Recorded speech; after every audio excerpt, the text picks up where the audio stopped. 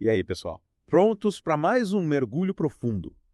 Dessa vez a gente vai desvendar os primeiros trabalhos de ninguém menos que Sigmund Freud. Sim. E olha, preparem-se para se surpreender, porque muito antes de se aventurar pelos labirintos da mente, Freud era um neurologista de respeito. É verdade. A gente vai explorar artigos sobre histeria, neurose obsessiva, até textos sobre esquecimento. Uau, E sabe o que é mais legal?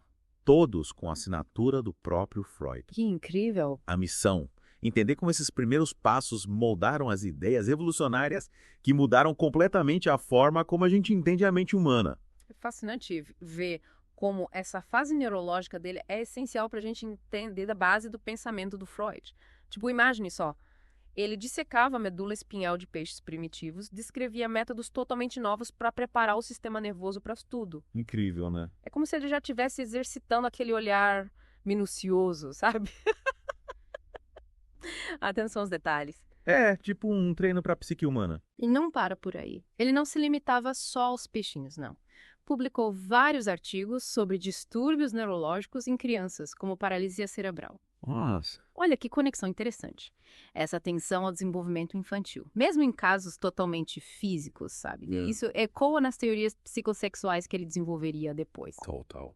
Freud, o neurologista, já estava super ligado no desenvolvimento humano. E essa base científica, esse rigor na observação, isso foi fundamental para que ele, mais tarde, tivesse a ousadia de desafiar as convenções da época. É, tipo, mergulhar de cabeça no inconsciente, né? Sim, na sexualidade. Em temas que ninguém queria tocar. É isso aí.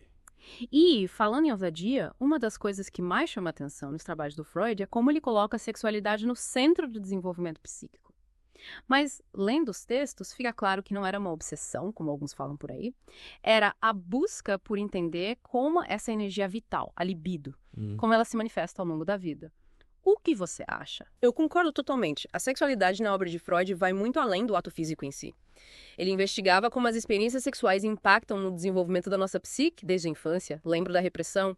Aquele mecanismo de defesa que a gente usa para empurrar pro inconsciente, sabe? Os pensamentos e desejos que causam angústia, para ele, a repressão de desejos sexuais era um dos principais combustíveis para as neuroses. Faz todo sentido. E ele descreveu vários tipos de neuroses, né? Cada uma com as suas próprias características. A histeria, por exemplo, com aqueles sintomas físicos, como paralisias, sem uma causa orgânica aparente.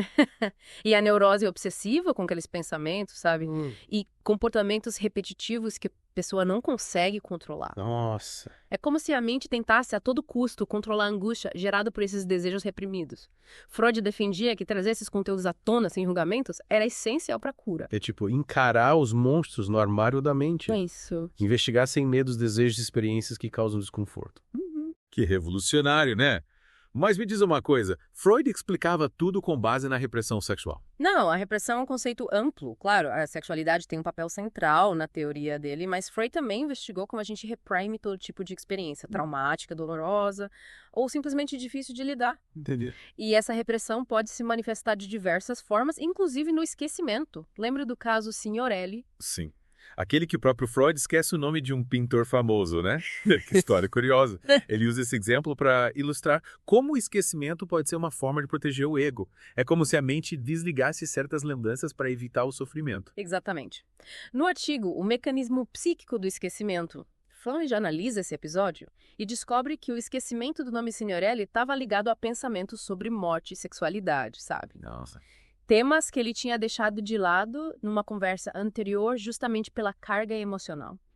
E aí ele conclui que esses conteúdos reprimidos podem influenciar nossa memória, fazendo com que a gente esqueça coisas que estão, de alguma forma, associadas a eles. É fascinante como ele conecta o esquecimento aparentemente aleatório a mecanismos de defesa do ego. É como se nossa mente desse um jeitinho para nos proteger dessas informações difíceis de processar, né? É tipo um mecanismo de autoproteção. Isso. O esquecimento era só um deles.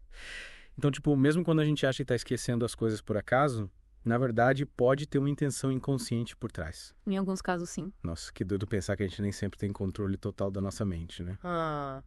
Mas para Freud, isso não era algo negativo, sabe? Esses mecanismos de defesa, na verdade, eles são importantes para a nossa saúde mental.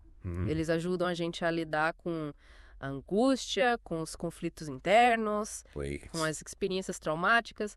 Sem eles, a gente ia ficar completamente à mercê do caos. Entendi. Tipo, válvulas de escape, né? Para aliviar a pressão. É isso aí. Mas e quando esses mecanismos se voltam contra a gente? Tipo, quando o esquecimento começa a atrapalhar a nossa vida, e aí? Aí que entra a psicanálise. O Freud, ele desenvolveu um método para investigar o inconsciente, para trazer à tona esses conteúdos reprimidos, sabe? E elaborar eles. Ele acreditava que, ao tomar consciência dos nossos desejos, dos nossos medos mais profundos, a gente podia se libertar dos sintomas neuróticos e viver de forma mais plena. Faz sentido. E como ele fazia isso? Quais eram as ferramentas? Freud usava várias técnicas. Associação livre, interpretação dos sonhos, análise da transferência. Na associação livre, o paciente ele é incentivado a falar tudo o que vem à mente, sabe? Sem censura, sem julgamento. Legal. E a partir desse fluxo de consciência, o analista busca identificar padrões, repetições, conexões que revelem os conteúdos inconscientes. Entendi. E a interpretação dos sonhos?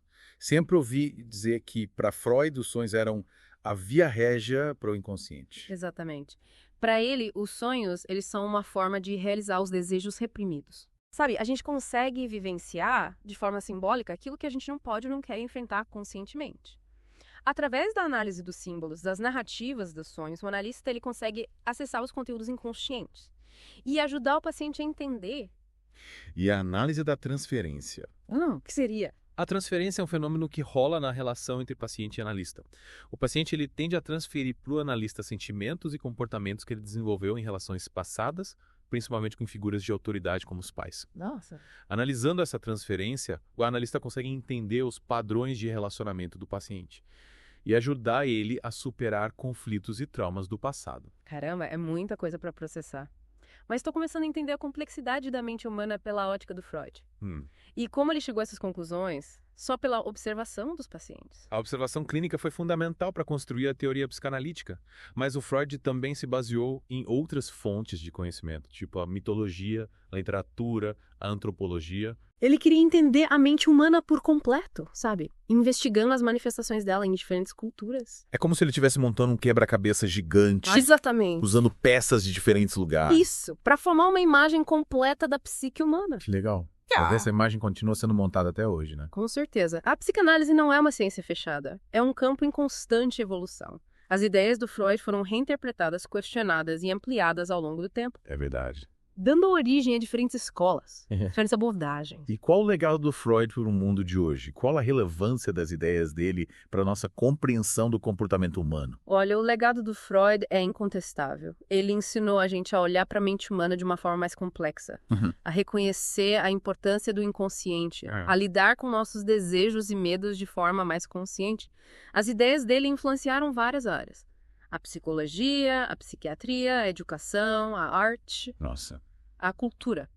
Mesmo quem critica o Freud reconhece a importância dele para entender a mente humana. É verdade. Ele deixou um legado de perguntas, né? Isso. Dúvidas, reflexões que continuam desafiando a gente, provocando a gente. Ele mostrou que a mente humana é um labirinto fascinante e complexo.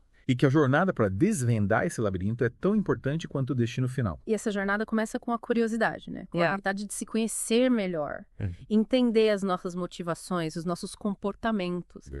E o Freud, ele deu as ferramentas para a gente iniciar essa exploração interna. É incrível como o Freud conseguia conectar áreas tão diferentes, né, para entender a mente.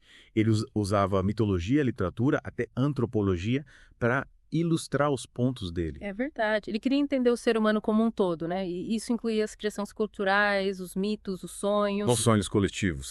Ele via nessas manifestações, tipo, ecos dos mesmos conflitos, desejos e medos que ele observava nos pacientes dele. E essa busca por uma compreensão mais ampla, mais holística, né, é o que torna a obra do Freud tão fascinante até hoje. Mas me diz uma coisa, voltando àquele exemplo do esquecimento do nome Signorelli, o Freud acreditava que todo esquecimento era uma forma de repressão. Ou será que às vezes a gente simplesmente esquece as coisas porque, sei lá, nossa memória não é perfeita? Boa pergunta. O Freud, ele reconhecia que nem todo esquecimento é patológico. Ele dizia que o mecanismo da repressão, ele atua também em pessoas saudáveis, protegendo a gente de informações, sei lá, desagradáveis ou ameaçadoras. Mas ele também afirmava que o esquecimento patológico, aquele que interfere na nossa vida, é um sinal de que tem alguma coisa ali no inconsciente, sabe? Que está sendo reprimido e precisa ser, tipo, trazido à tona. Então, tipo, quando eu esqueço onde eu coloquei a chave do carro, não preciso me preocupar. Mas se eu começar a esquecer compromissos importantes, nomes de pessoas queridas, aí já é um sinal de alerta. Exatamente. Nesses casos, a psicanálise pode ser uma ferramenta muito útil para investigar as causas, né, desse esquecimento. E ajudar a pessoa a recuperar as memórias e viver de forma mais plena. E aí? O que você achou dessa viagem pelo mundo de Freud? Espero que tenha sido tão reveladora para você quanto foi para mim. Com certeza, mergulhar nos primeiros trabalhos do Freud, sabe? Ajuda a gente a entender como as ideias dele foram se formando, a perceber como ele construiu essa teoria tão complexa sobre a mente humana. E o mais importante, né? Nos convida a refletir sobre nós mesmos. É verdade. Os nossos desejos, medos, mecanismos de defesa. O Freud deixou pra gente um legado cheio de perguntas, né? De dúvidas, de reflexões, que continuam a nos desafiar até hoje. Mostrou que a mente humana é um labirinto fascinante, complexo. E que a jornada para desvendar esse labirinto é tão importante quanto o destino final. E para você que nos acompanhou nessa imersão, fica o convite. Continue explorando a obra do Freud. Desvendando seus próprios mistérios. Até...